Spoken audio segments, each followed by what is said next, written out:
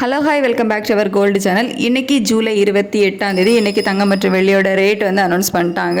தங்கம் மற்றும் வெள்ளி இரண்டுலேயுமே விலை மாற்றம் எதுவும் இல்லை. சனிக்கிழமை வந்து ரேட் வந்து என்ன ஃபிக்ஸ் பண்ணாங்களோ அதே ரேட்டில் தான் வந்து இப்போதைக்கும் இருக்குது.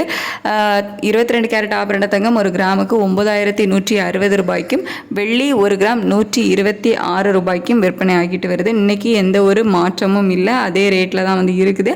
8 மணிக்கு மார்க்கெட் ஓப்பன் ஆச்சுது. அப்போத்துலேருந்து பெரிய மாற்றம் எதுவும் இல்லாமல் தான் இருந்துச்சு. ஸோ அதனால தான் நம்ம காலையில் கூட வீடியோ போடலை.